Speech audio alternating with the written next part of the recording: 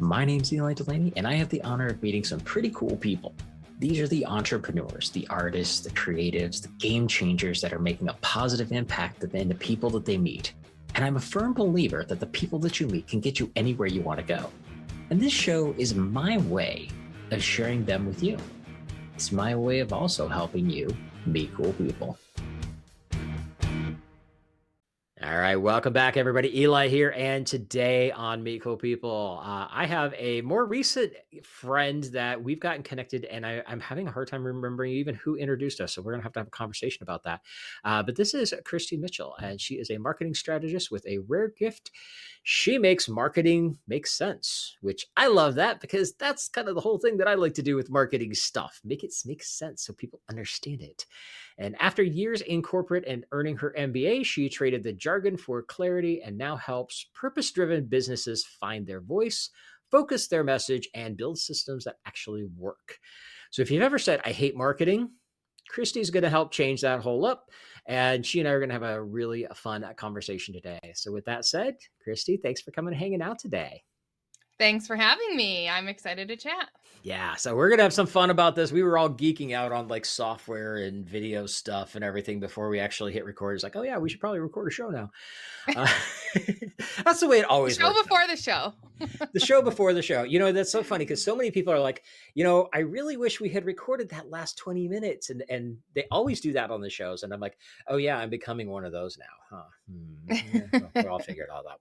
So you're a marketing person. I'm a marketing person. But tell me a little bit about like, where is your specialty? What are the kind of things that you really help people with in their marketing strategy? Yes. Before I do that, was it John Gehring who introduced us? That would be John. Yes. Thank you. Thank you for reminding me. Yep. I was thinking it was him, but I was thinking it was him, but I didn't want to falsely call out the wrong dude. Yes. Not that I wouldn't call John out because he's a cool guy. He's also been on this show. We had a great conversation. But yes, John's great. Thank you for John gets a shout out. John gets a shout out. Okay. So to answer your question, I refer to myself as a marketing strategist because I really stay in that strategy lane, right? The way I like to describe marketing for people listening, again, because I think from what I hear, it's very confusing and overwhelming to most business owners. So I like to think of marketing as like this huge umbrella, and underneath that umbrella are all the different areas of specialty, right? You have like graphic design and copywriting and web design and email marketing and social media and paid ads and all of the things, right? I, as a strategist, my job is to help my clients navigate that messy world and really help them figure out what are the pieces we need to create our strategic marketing plan so that we can attract and convert our ideal clients. That's really the role that I play. I love it. And I think that that's like for me, because I've done the gamut of marketing stuff over the years. I mean, I've been in marketing my entire career, which is like 30 years. Like my first company was a web and graphic design agency.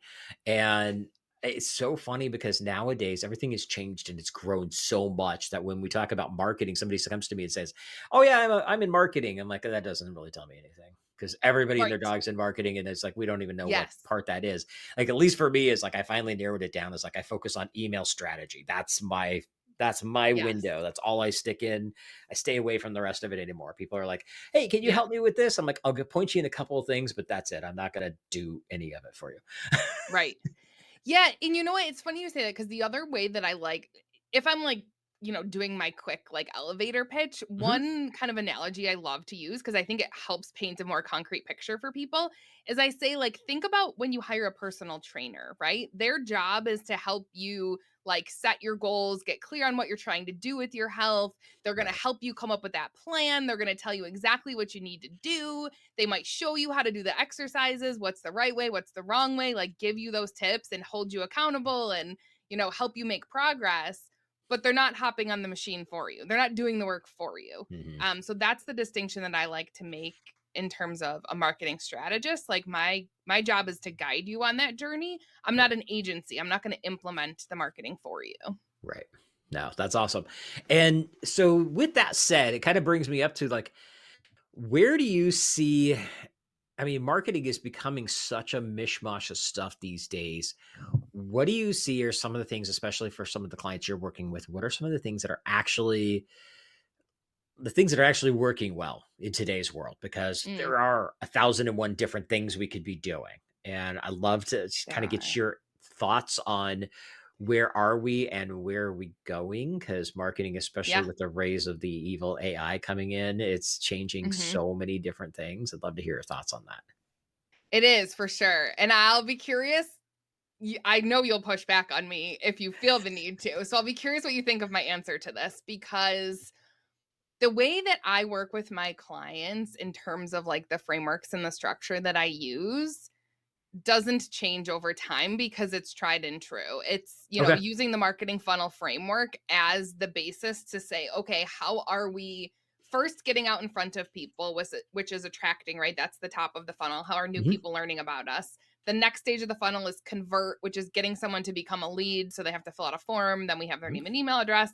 Then we bring them down to usually the longest section of the funnel for service providers, especially is nurture. And that's staying in touch with people over time Mhm. so then we can, at the bottom of the funnel, close the deal, which is making the sale and the timing is right. And so that to me doesn't need to change over time, but the tactics that work for business owners and that come into play are going to be different. They're going to change over time and they're going to be different business to business. So I'm a big proponent of business owners finding those tactics to Mhm. create their own strategic marketing plan that makes sense for them and their business. And when I say make sense, I mean, like, how do you want to show up? Where is your audience hanging out? How are you going to be most likely to connect with them and stay in touch with them over time? I think it's really important that business owners find where they like to show up because if they are dreading it and they're just going through the motions, you're not going to get the results that you're Right. looking for because people are going to be able to tell that you're just kind of checking the box and getting the thing off your list. You're not actually caring about the content you're creating or putting out Love it. there. I love it. And you said something very important that I want to highlight this because so many people in the world of marketing these days don't get this is you talked about using the strategies that are tried and true. And Mhm. it's so funny because, like, for you and I, this is normal. This is the way it should be. And there's so many people that just miss the point on this. They're focused on the latest, greatest shiny object because that's the thing that's grabbing their attention. And that's the thing everybody says, Mhm. this is the greatest thing since sliced bread. Right. And they don't realize that the the medium is always going to change. But I Mhm. mean, I remember when we did fax marketing and it worked really well. And then new rules and regulations came out and we couldn't do it anymore. That was the thing. It's so funny. Like right now, we go back to email marketing. I get so many people that are like, oh, well, email's dead. It's like, no, it's not. Your emails suck, dude. Send some better emails. It's not really that Right. hard. But what's really funny is that I'm finding like the for last probably, oh, I would say even 6 or 7 years. Right about the time when text marketing started becoming really mainstream, people started really pitching that email marketing is dead. And I'm like, no, it's not. It's always worked. It's still going to work because it's the one platform you still actually control.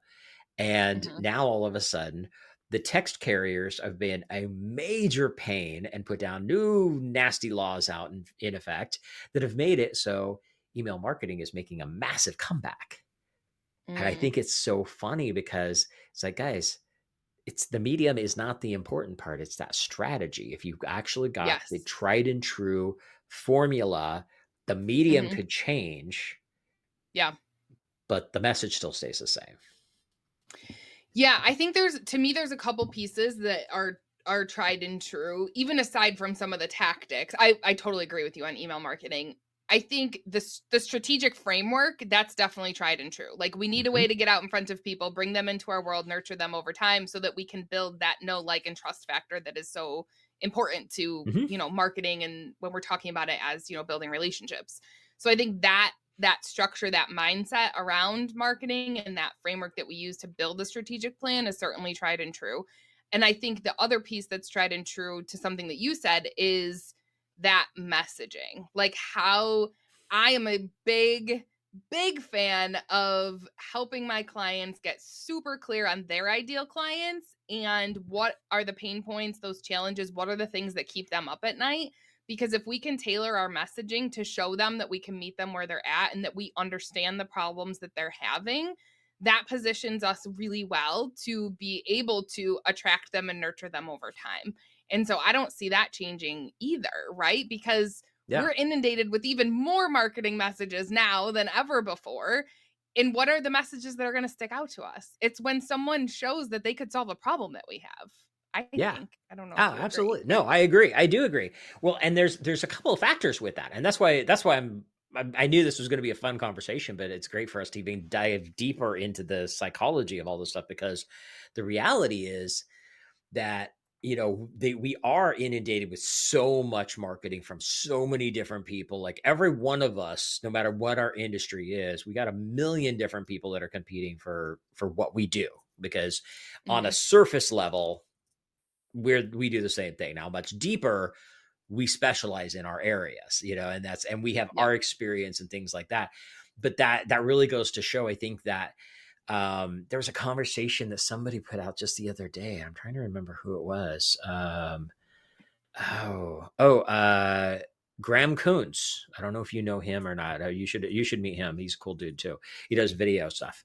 Um, he put out a post talking about, like, in video, he talks about really building that personal brand and storytelling and stuff like that.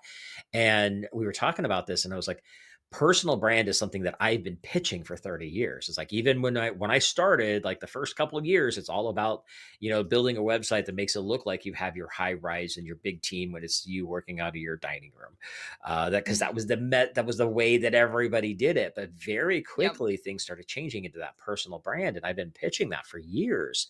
And I Yep. think now more than ever, personal brand, personal story, that means so much more to people because, especially, I'm going to go back to the AI thing, people are putting out so much content that everything sounds the same.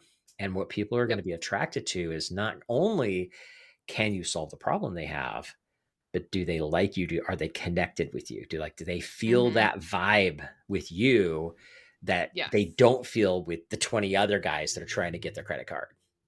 Hmm. Yeah. Yeah, for sure. I feel like I see more and more, and this has always been a piece of my marketing, but I've definitely been leaning more heavily into it. I would say in the past year is the storytelling piece, Hmm. because nothing can replace that. You can't go to AI and ask it to. I mean, you could ask it to write stories for you, but like that's so inauthentic. Right. What's the point? Like That's a people pet who peeve of follow me and mine. have been in my what's that? I said that's a pet peeve of mine. Yes, yes. Hmm. People who follow me know me for me, right? They know that I wear teal. That's like Hmm. my brand color, and I'm always Right. wearing teal of some sort. They know that I have yellow labs and I talk about them in my content. They know I have a son. Maybe they might even know that he goes to forest school, depending on if they checked out some of my recent posts. Like those Right. are things that people connect with. We connect with stories. Hmm. And so I think, yes, for sure. I think that's only increasing in importance in the stories that lead to, you building your personal brand for sure. Yeah. No, I love it. And I think that is so critical. I mean, it's like you talk about your teal. It's like I've got the purple and it works. I mean, those kind of things. It's so funny because it's just a color. And at the end of the day, Mhm. color isn't what's important. Like so many people like freak out about color, but they're like, well, I need to have it Oh, yeah, this the color hidden because meaning behind it. yeah, I was actually talking to somebody on, I think it was on their podcast just last week, and they were asking me about where did the purple come from and everything. It's like for me, it was like purple was just gelled for me, and then I was just, I'm into the Renaissance fair and all the nerdy medieval stuff, and royal purple was like, well, I like that purple, so we're going to use that. And then it was after all of that, I'd already built the company, was already doing well. Then I decided I was going to actually go to school to like fake like I knew what I was talking about. And I go and I find out that studying color theory, what stands behind purple, which is, royalty on one side, and then on the other side is more the holistic side, is much more peace and calming and tranquility. And I'm like, okay, those are like the two opposites of my personality. So it works out great. But I didn't know that until after I'd already built the brand. I did it because I Yeah. like the color, you know? Right, right. Yes, that's me and teal too, in case Mhm. anyone's curious, because I've been asked the same thing on podcasts Yeah. before, and it was like, I didn't even necessarily realize it until people kept asking me, like, "Do you always wear teal?" I'm like, "Yeah, actually I do." That's awesome. I just like I it. love it. Yeah, well, I mean, and that's but that goes back to the thing is that that's part of your personality. That's part of your, Mhm. your brand, and it's not an intentional piece. That's the beauty of it is some of it you want to be It wasn't somewhat at first, intentional. now it very much Now is. it's intentional. Yeah. Now that you're fully aware of it, and I do the same thing. It's like, no, we're gonna make that purple.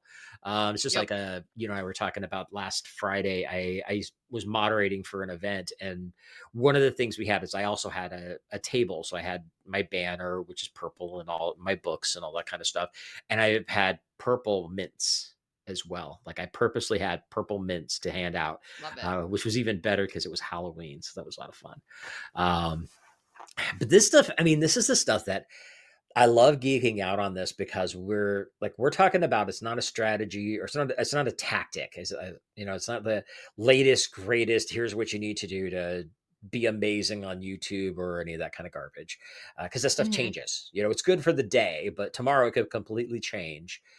We're talking about stuff that's going to last forever. And I think we covered a couple of things, but I want to ask you, when you're working with clients, when somebody comes to you and you're helping them with that brand messaging, like getting that stuff across the board, how what are some of the biggest problems you have with people coming up with that? Do you have people that like struggle with, okay, who am I really? Because I Yeah. see that from people. It's like they have identity crisis. Yes, they do, and I will say, when people come to me and they have that problem, I actually don't work with them yet. Okay. So, I bring in either I send them to a brand strategist, or Mhm. depending on what type of package we're working to build, I will bring in a brand strategist, Okay. as part of my package, because I'm not I so it's such an interesting nuance, and you're in the world of marketing. So again, I'd be curious what your take is on it, cuz Yeah. sometimes when I explain to people how I do that buyer persona process, and we do this content strategy workbook which helps us unveil all these like challenges and pain points, and then we reframe them as jobs to be done, and then we figure out Mhm. what content can solve for that job to be done. Like, it's a whole content strategy process, which Okay. ends up producing a laundry list of content ideas that will fuel your marketing going forward, right? It's those ideas that you're going to carry forward and create content for Right. social and email and all of the things. But I don't consider that branding. So if someone comes to me and they are unsure which service they should really be promote, if they're unclear on like their offerings, if they're unclear on how to talk about what makes them different in the market, if they're unclear on who those buyer personas should be, like, they have to be pretty close in order for Okay. us to do the buyer persona process together. If Right. they're like, I don't know, I've worked with 10 different clients, I don't know who to focus on, then I'm like, okay, you need to do some brand clarity work first, because there's really Right. no point in building a marketing plan if you're not clear on what you offer and who it's meant for. So we need to bring somebody else in to help you get that clarity, which is with the providers that I work with, it's very much rooted in values. Like, Mhm. what are the values that you have? What are the values your clients have? And how do we talk about that and use that to help us prioritize who are those ideal clients you want to work with? And how do we connect with them through the services that we offer? Got it. I love that. And it's cool because I mean the way you describe that it really brings down to I mean it's like the term core values is overused these days, but it's such your values are such a powerful thing and it really goes into client language. Like what Hmm. words do they say? What words do they think about because we are in our own bubble. Every one of us Hmm. in our own businesses, we're in our own bubble and we might think that this is what they're thinking or what words they might say. And then when you actually stop and ask them, you find out you're completely off base. And I've seen that Yes. so many times. I even had that with my own stuff. It was funny. I had something that I put out years ago so a lot of my stuff, I use the term rock star because I come from a rock and roll background originally. And so that's a piece of it. And somebody came to me and said, I wouldn't use that language because I don't relate to that. You should use hero instead. And I Mm. thought about it for a second. I was like, yeah, but here's the thing is that out of anybody that I've worked with, everybody that really resonates with me, they get it. They want to be a Hmm. rock star. They don't necessarily there's a different process for who do you want to be hero to, which I 100% back. but Yeah. they want to be a rock star. There is some ego involved in their personality, and they're okay with Yeah. that. And I'm like, Mhm. so if I switch this to hero, I wouldn't attract the right people. Yeah. And it was a really interesting experience because I actually did a test. I put it out there to about 30 or 40 different people. And out of everybody who responded, every person who picked the term hero versus rock star are the people that I know would never give me a dime. Interesting. I That's just so knew it. interesting. Yeah, I knew it Yeah. by who they were, their personalities, because I they were people that I knew, well enough to be able to pick that out. And everybody who Mhm. picked Rockstar, some of them were already clients, and many of them were other people that would be ideal clients working with me. I'm like, Yeah. yeah, I got that down. I think I'm in the right Yeah. place. And I think that's such an important part of marketing too, which I talk about this with a lot of the people who come on my show, which you were one of them, Mhm. I had a is blast. like It's fun. marketing is all about trying. Like you got Mhm. to try things out. You got to be willing to like experiment and do some things and test and look at the data and make decisions because no one gets it perfect right out of the gate. It's just it Right. doesn't work that way. Oh yeah, it was. I mean, it was an old school phrase. I don't even remember who said it. It's like half of my marketing works. It would just be great if I could figure out which half it was. You know, Yeah. um, and that is it. It's always an experiment, but it is really important. I think it's really a key point to work with somebody like you to help them really figure out what is the strategy. What's going to work for your audience, because Mhm. so many people are, who's your audience? Oh, well, anybody. It's like, no, that doesn't work. As much as we can say yes, it could, because like for me, I know for my stuff, pretty much anybody other than e-commerce, yes, would my stuff help them? Absolutely. But are they Mhm. my avatar? Nah. Right. 95% of them are not even remotely close. Yeah. Yeah, and right, so many of us are at points in our businesses where we only wanna work with the clients we love. We don't Hmm. wanna work with clients who are gonna be a pain and difficult and challenging and not show up to meetings and not do their homework and, not be invested in the process or, Yep. like, question everything every step of the way and argue with you over what you're recommending and, so Yeah. those are all things that play into who is your ideal client. I love it. That brings me actually. That's a really interesting question. I'm gonna see what your answer is on this one. So bringing out that for because I know anybody, especially anybody who's been in that like coaching expert space at all, is gonna have experienced this at least once, if not 52 different times. Um, how do you build your marketing properly to attract the people that are not going to question your authority all the time? They can question to figure out. I mean, I believe in asking the questions. I'm not discounting that. Yeah. But those people that actually hire you because they trust you, and the point of this is how they're positioning themselves as the expert. Does Yeah. that make sense? So are you asking like for my personal example or like advice I would give to clients? I'd like to hear both.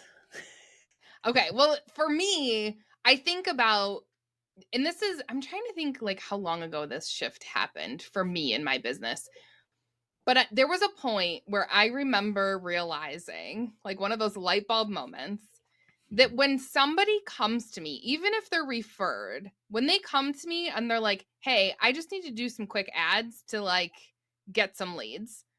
Not a client for me. Right. Like, I used to think that I could educate them on the importance of strategy and how it's not just about one tactic, but we need to look at the big picture and figure out where does paid ads come into the equation because I'm a firm believer that you need to have a strong organic foundation, Right. which is website, social, email marketing before you pay for ads. Right. Because otherwise you're just throwing money out the window. You might as well like just burn it. Mhm. Because if you don't have that organic foundation to support those paid ads, like people are just falling out of your funnel all day long, which Right. makes no Mhm. no sense.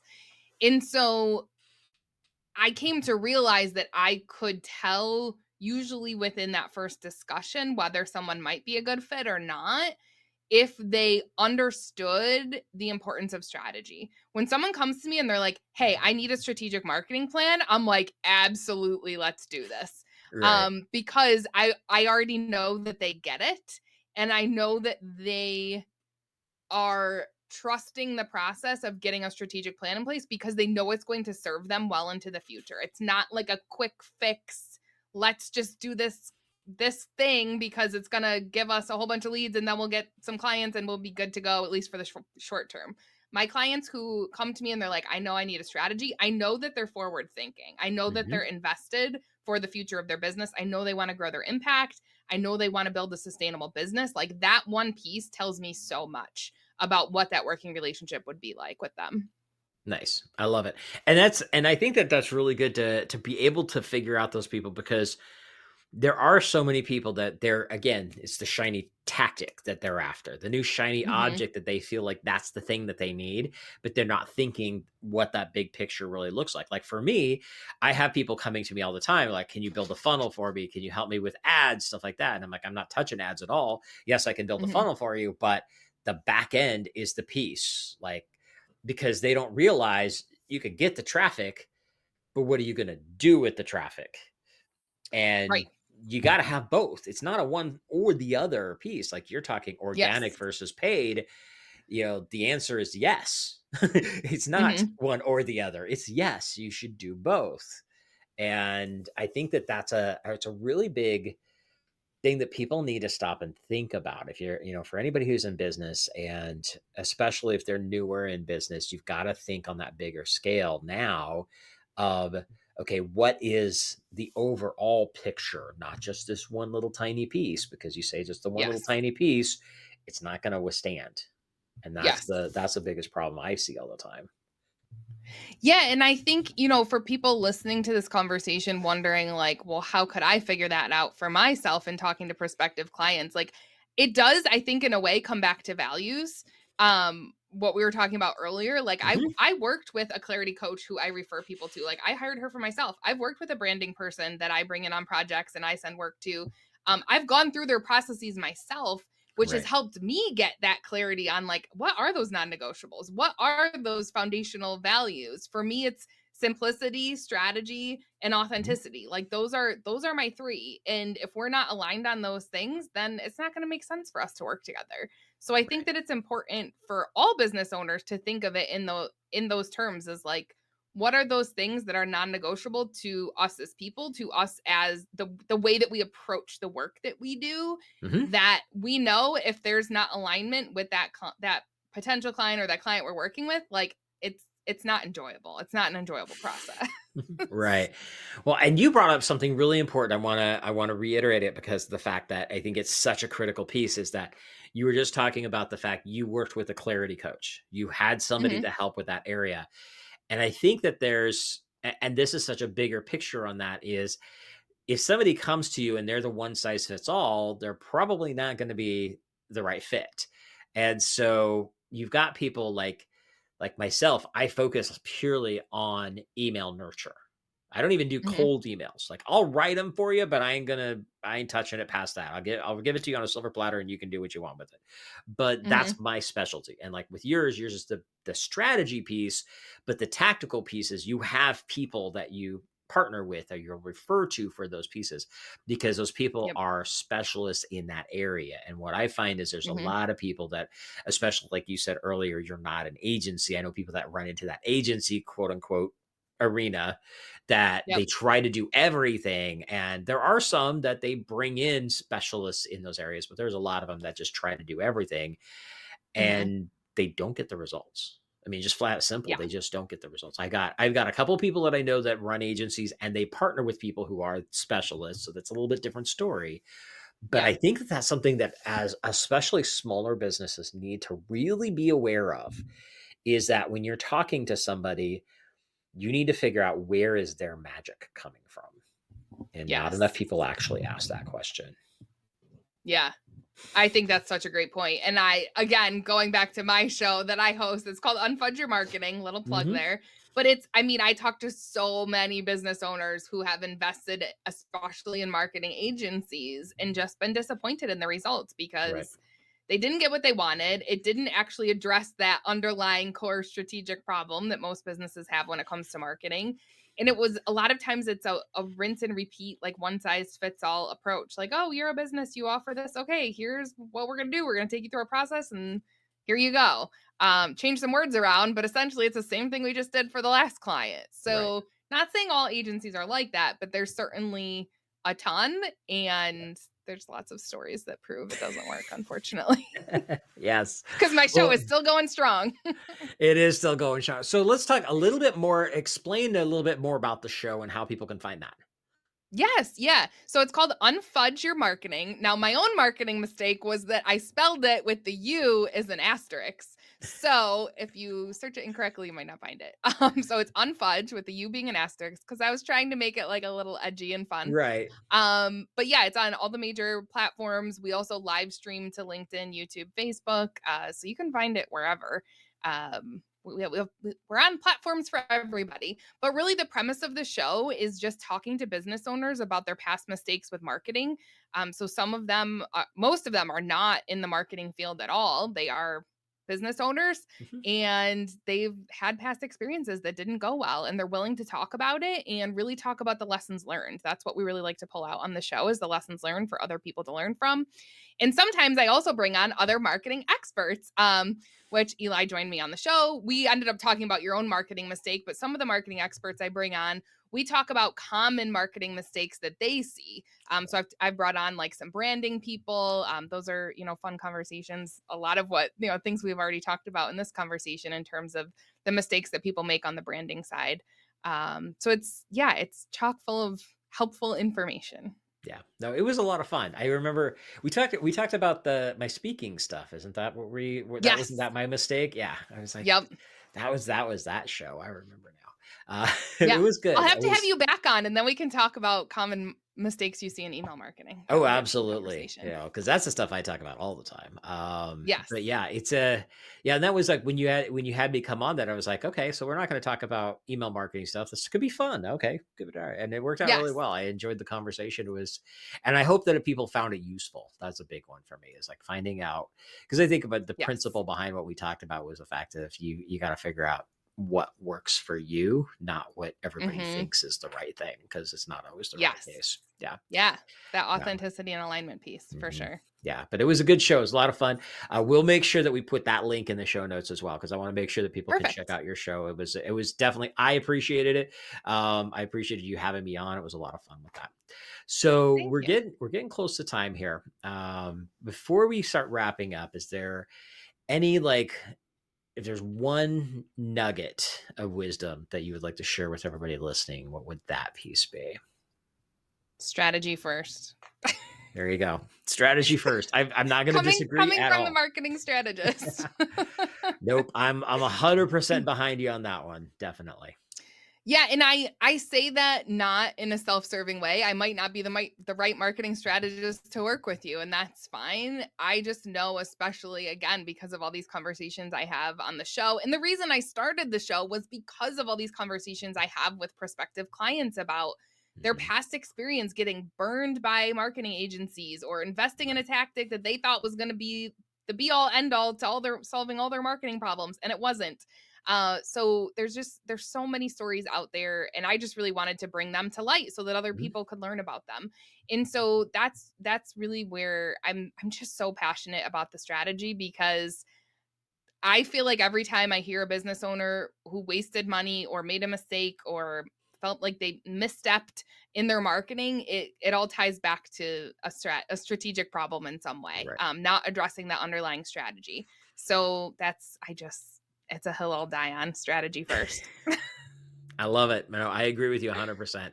That's the biggest thing. People go into it and they don't have a strategy behind what they're doing. And it's even Hmm. on a tactic, you have to have a strategy behind making the tactic work. It's such a powerful thing.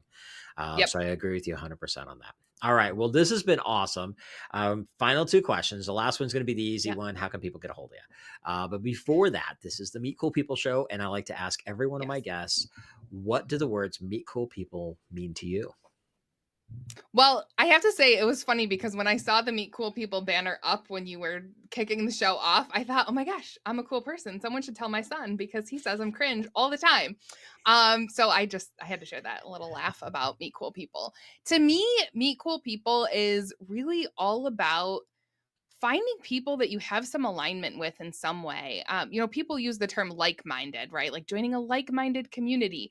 I don't really like-minded. I like similarly aligned, because I think when I love meeting people who don't think like me and think differently, but I think when we have some shared alignment, that's really where the cool conversations come from in terms of understanding other people's perspective, hearing some of their stories and their experiences, and seeing how, we're all intertwined in some way. I think that those are the coolest people I've been so fortunate to meet in the almost 7 years I've been running my business, is those people who we have some sort of shared alignment, shared values, and we can really talk about the things that light us up and the things that we're passionate about. Beautifully said. And yes, we'll have to make sure that your son gets to listen to this, so I can say he can hear, yes, you are cool. Um, He'll and, still and he'll still say I'm not, but that's well, okay. that's okay. He'll grow out of that. My daughter did at least. At one point, she's like, "Yeah, you are kind of cool." It's like, "Uh-huh." Um, but that's I love how you said that. That's alignment. I Mhm. really I thought that one was perfect because yeah, like-minded versus like aligned is definitely there is a significant difference between the two. It's subtle but very different, and I like Yeah. the way you put that. I don't think anybody's ever used that before, so that was brilliant. I love it. So Thanks. awesome, awesome stuff. This has been fun. So, how can people get a hold of you if they want to learn more of all the cool stuff you got going on? Yeah, for sure. Definitely, like we already said, unfudge your marketing. Go check that out on your favorite podcast platforms, or you can find me on YouTube, wherever you like to go. I also live on LinkedIn. That is my favorite platform by far. So reach out, connect with me on LinkedIn. Tell me that you heard about me on this show because I'm always curious. And definitely check out my website, kristimitchell.com. There's a resources tab, tons of free stuff in there for you if you're trying to figure out navigating your own marketing journey. Hopefully something in there resonates with you. So go check that out at kristimitchell.com and then look at the resources tab. Awesome. I love it. Thank you so much, Christy. This has been a pleasure. I knew it was going to be a lot of fun and it just flew by. So I love It it. did. Thanks so much for having me. I appreciate it. Awesome. All right. Everybody else, get out there. Have an amazing week. As always, if there's anything I can do to help you out, reach out. Let me know. Take care. And that wraps up another Meet Cool People show. Now, if you like what you heard, be sure to give us a like, subscribe, or review so I can help introduce these amazing cool people to even more amazing cool people. And just remember, meeting cool people is just the beginning. You need to have a system in place to follow up with the amazing people that you meet. This is exactly what we do for our clients. Now, if you'd like to see if my team and I can help you, go to convertmoreclientsnow.com and check out the case study video to see exactly how we're helping our clients turn casual connections into cash clients for life. Again, go to convertmoreclientsnow.com and see how we can work together to turn you into a follow-up rock star.